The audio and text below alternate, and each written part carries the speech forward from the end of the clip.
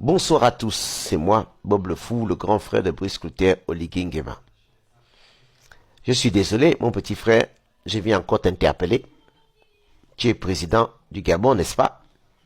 La première question que je vais te poser, mon petit frère, est-ce que les Gabonais ont des droits?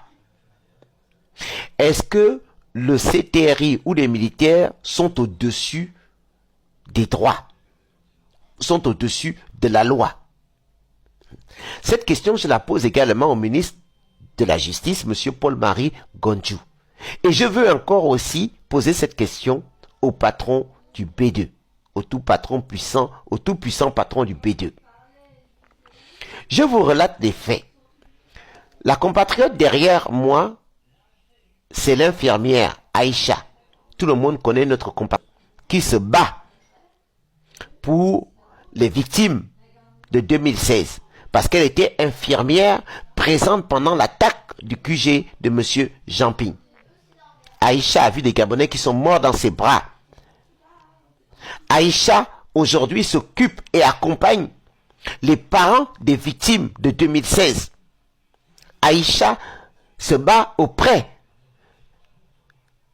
des victimes qui demandent justice, qui demandent une commission vérité, justice et réconciliation. Tous les jours, vous voyez le combat de notre sœur Aïcha. Pourquoi je vous interpelle aujourd'hui? Parce que notre sœur va passer la nuit au B2 ce soir. Cette nuit. Après avoir été tabassée hier par les militaires qui ont confisqué son téléphone. On l'a libérée hier, mais sans son téléphone. Elle a laissé passer la nuit. Elle est repartie au B2 réclamer son téléphone.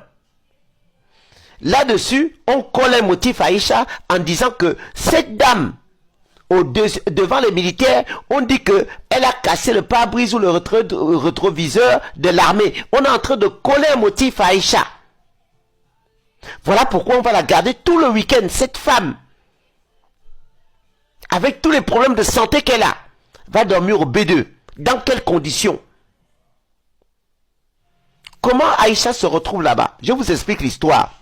Voilà pourquoi j'ai posé la question au début à mon petit frère Brice Cloutier. Est-ce que les Gabonais ont encore des droits?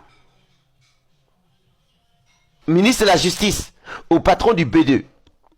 Aïcha a un petit commerce à Cosmopark. Devant son commerce, il y a des véhicules qui passent et il y a souvent des embouteillages.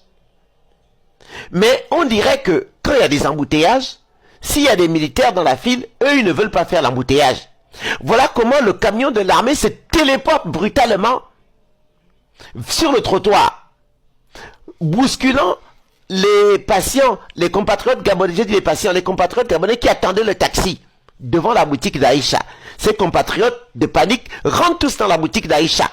Aïcha ne comprend pas toute la panique qu'il y a et elle voit le camion qui a même failli casser sa porte. Elle interpelle les militaires.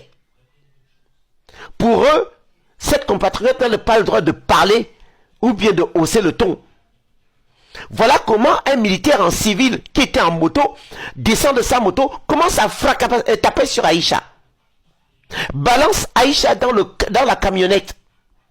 On l'amène au B2. Là-dessus, elle a été tapée.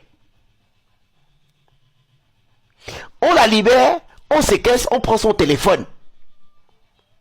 La pauvre, comme c'était la nuit, elle rentre chez elle. Malgré tout, elle repart le matin réclamer son téléphone. Et là, maintenant, on lui colle un motif. On lui dit maintenant que Aïcha a cassé le pare-brise d'un camion de l'armée.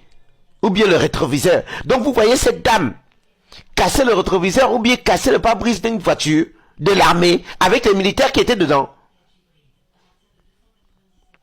Notre compatriote va dormir au B de cette nuit. Quand on sait qu'est-ce qui peut se passer pour une femme, Aïcha va revivre ce qu'elle a vécu pendant en 2016. J'espère du fond du cœur que vous n'allez pas la toucher là-bas. Mon petit frère Brice, appelle déjà tes gens du B2. Là, je suis tellement en colère.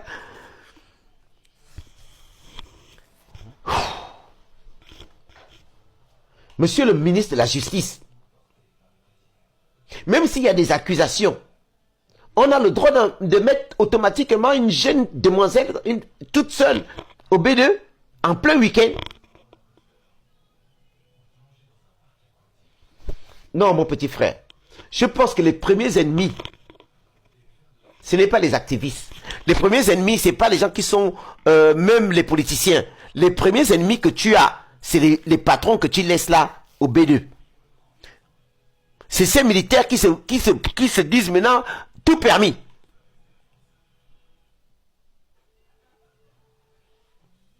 Libérer Aïcha. Libérer Aïcha, que demain elle puisse rentrer chez elle. De toute façon, on vous tient au courant. Si vous la gardez, tout ce qui sera fait là-bas, nous allons le dénoncer.